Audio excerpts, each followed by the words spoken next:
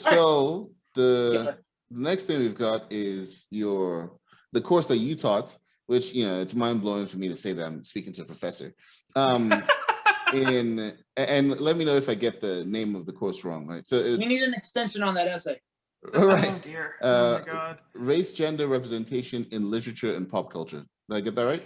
So that is a description of what I would teach, but it's not the name of a class that I've taught. Okay.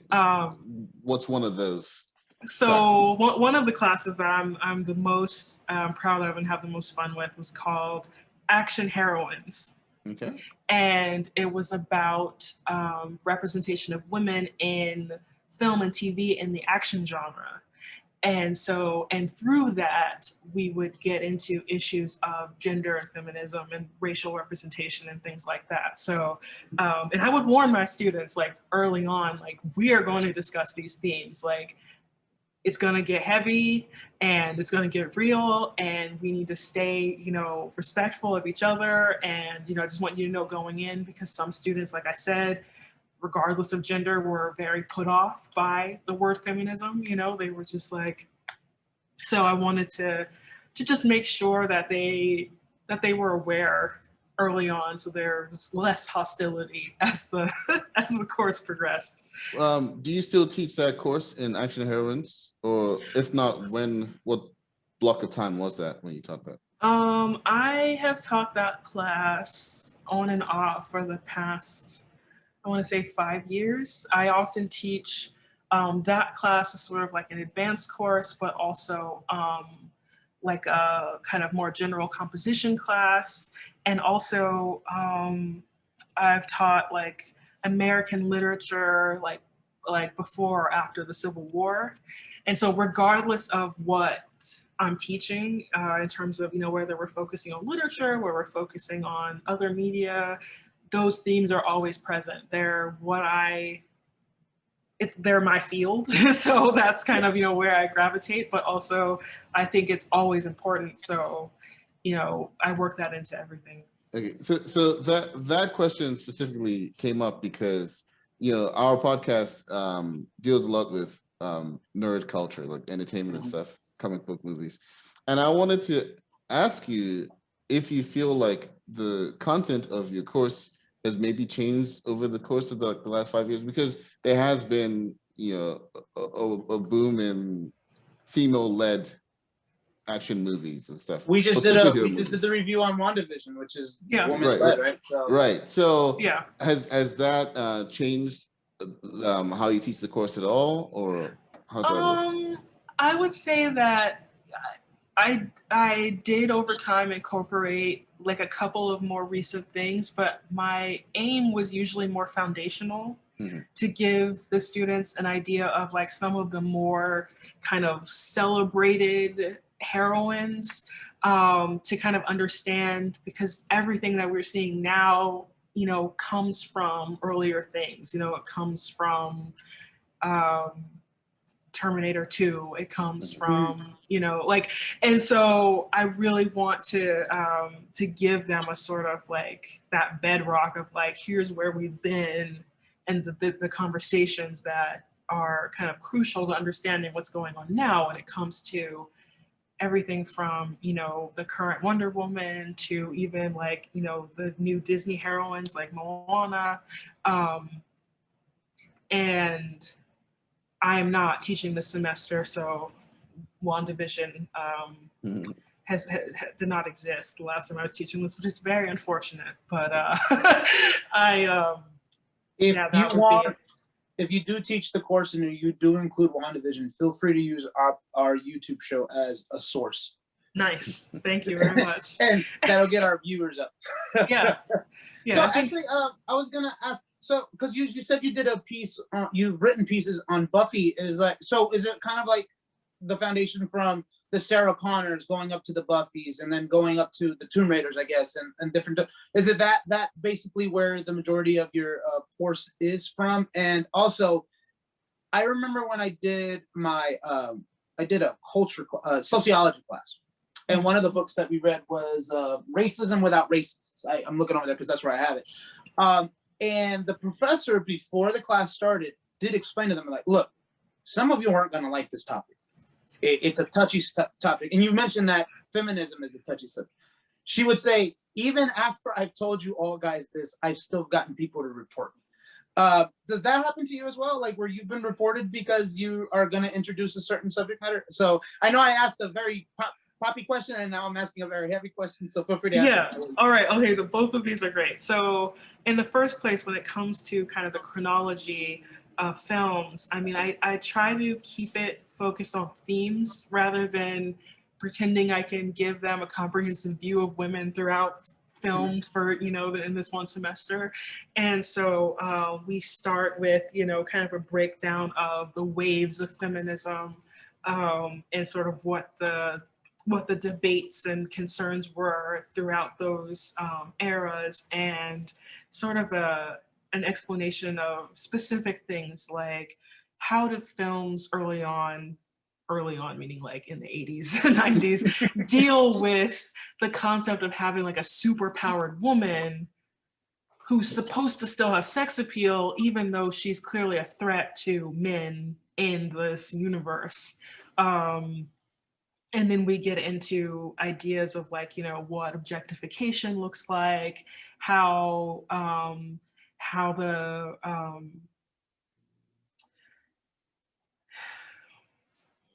issues of female sexuality are dealt with. We do a Disney unit to talk specifically about that studio's journey in representation of women. You know, ending with, at the time, like Moana was one of the more recent versions that really broke a lot of molds. And so, yes, instead of it being like a film history idea, it's more like, you know, let's talk about these key concepts and see how they were operating in these films that are often cited when you talk about female heroes. Like these are some of the ones that you need to know. And your other question about the being reported thing, I have not been reported. But I have a lot of experience with students being very uncomfortable with me talking about feminism, talking about racism, but mostly I think the feminism thing, which is interesting.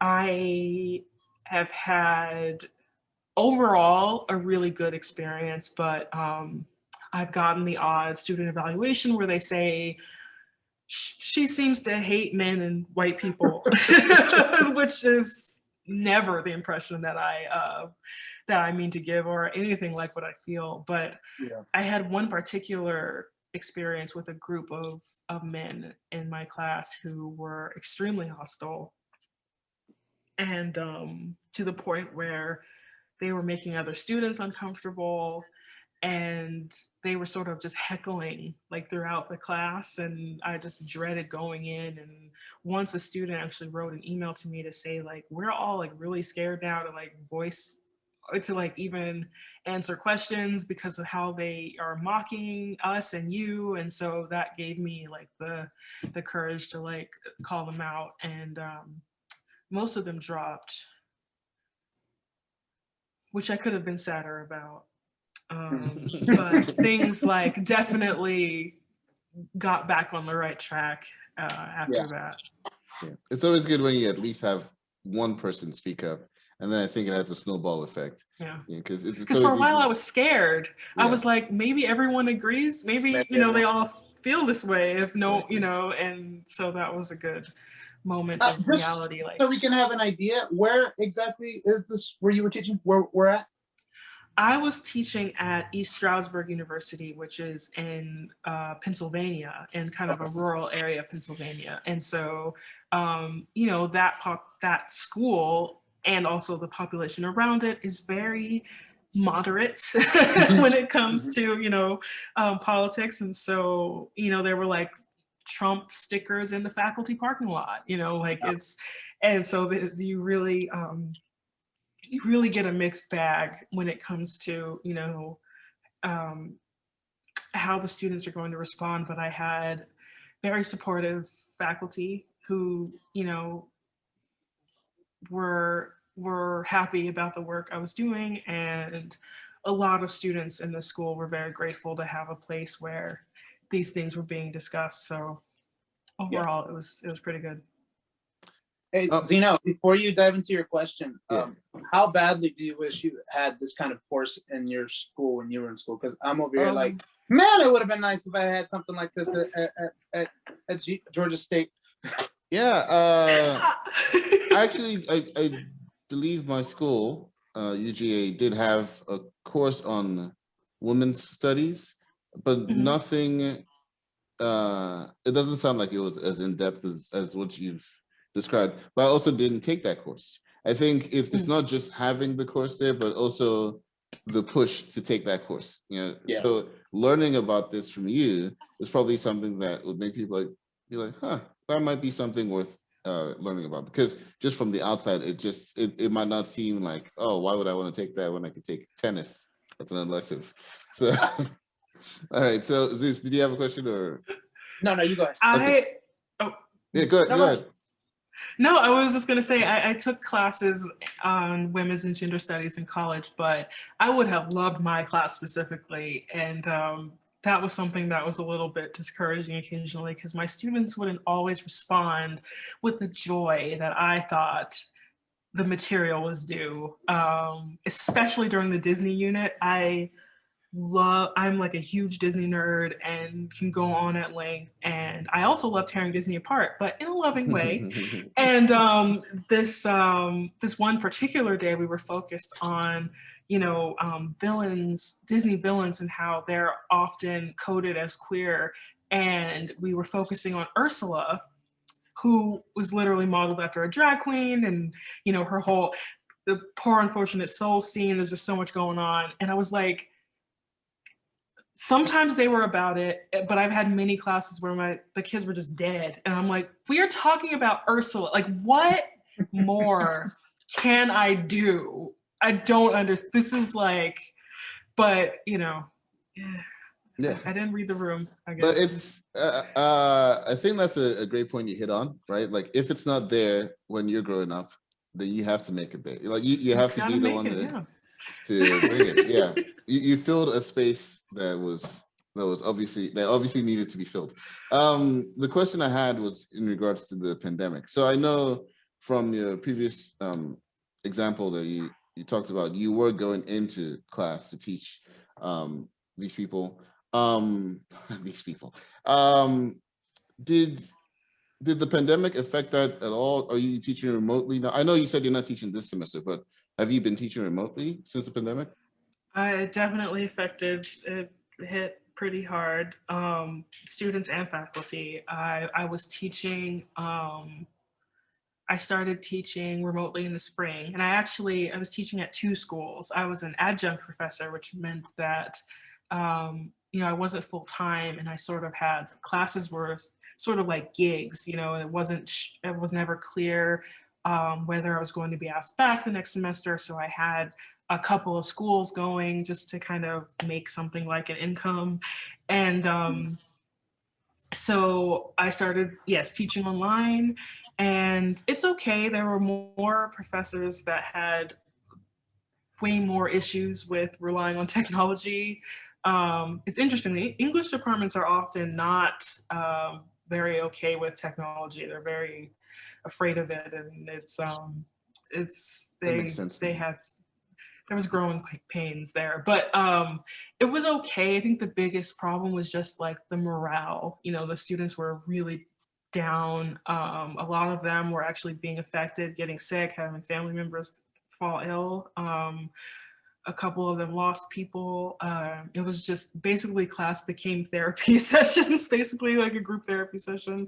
And so I did that for 2 semesters, and then both schools, due to low enrollment, ended up letting most or all of their adjuncts go. So that is why I am not teaching this semester.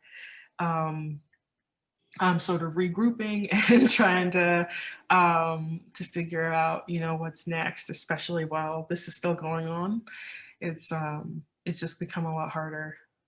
Do you find that when you were doing the online teaching, did you find that I guess the students were not as responsive as if it was in a classroom setting, or was it Did it more or affect the less? connection?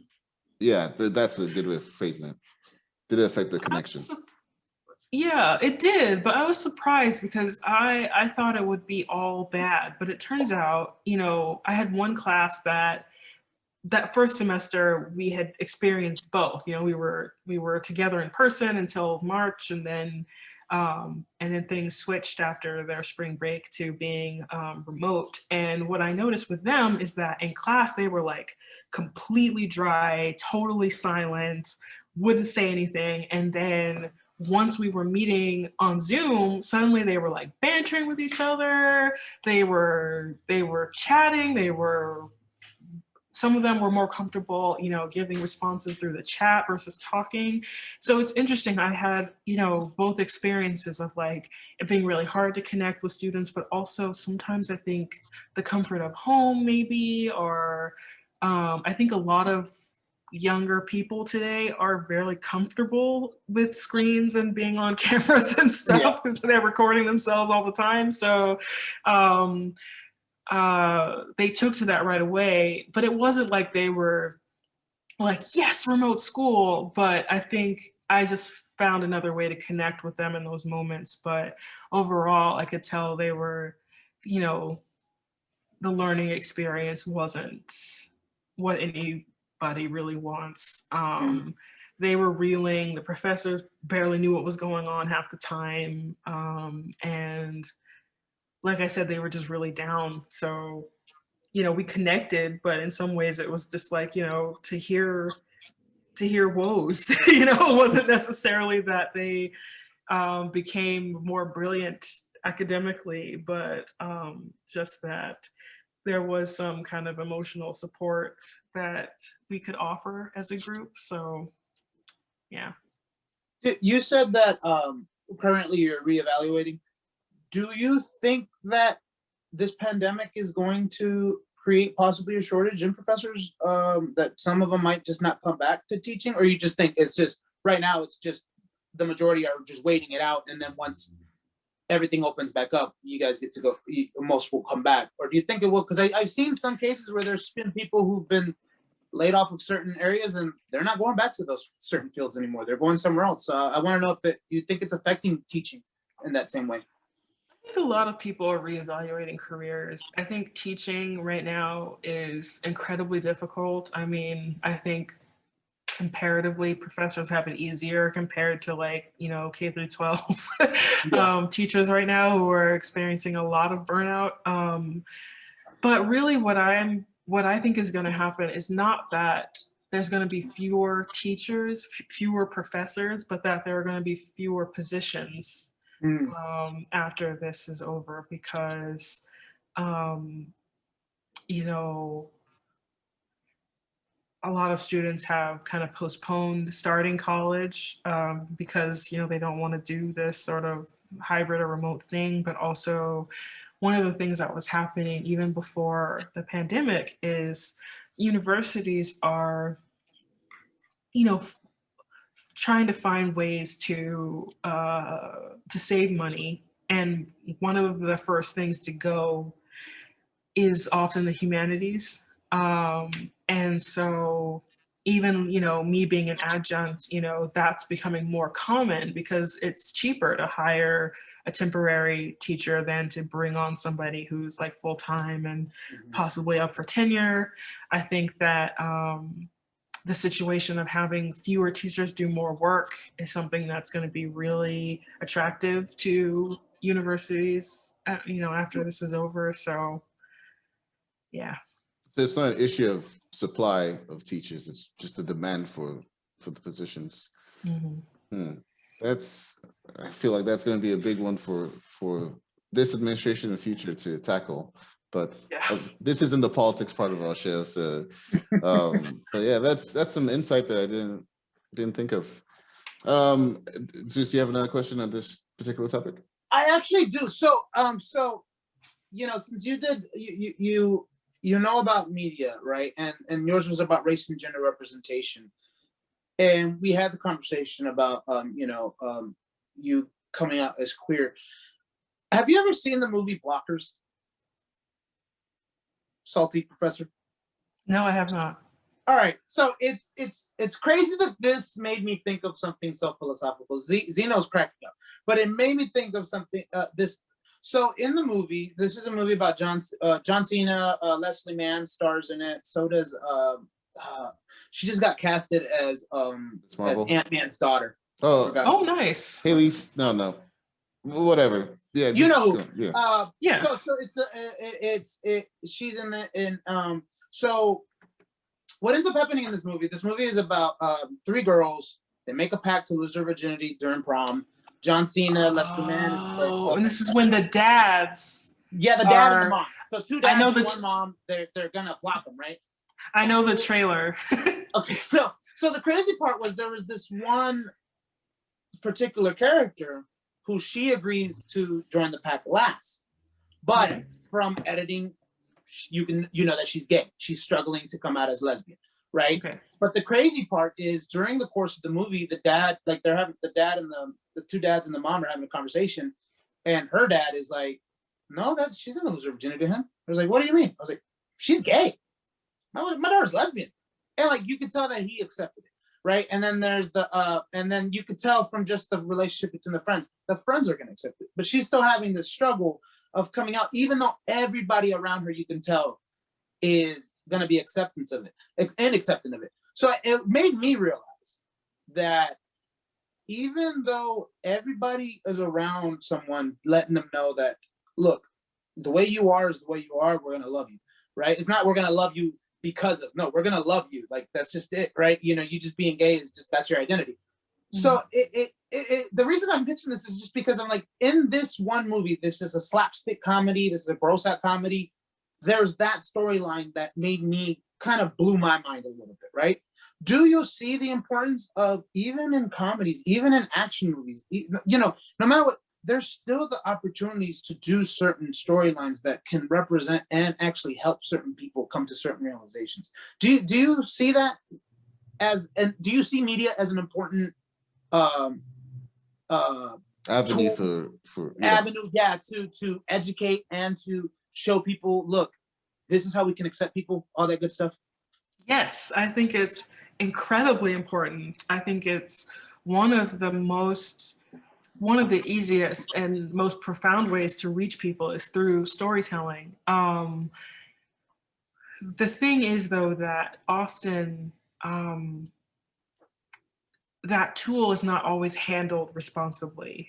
I can't speak to blockers, but one of the things, you know, in the article that I wrote about One Day at a Time, which is a great show. This isn't me, you know, having any shade for that series. It's actually the opposite. But what I am kind of pointing out is that a lot of times film and media will represent queer stories as being exclusively like really traumatic, as, you know, being about these young people having to sort of take on the responsibility of changing the minds of the adults in their lives.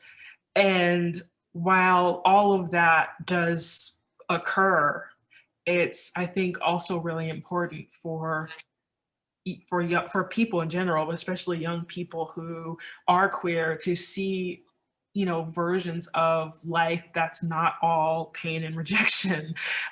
Just the way, you know, straight people get to see a whole spectrum of human experience in media.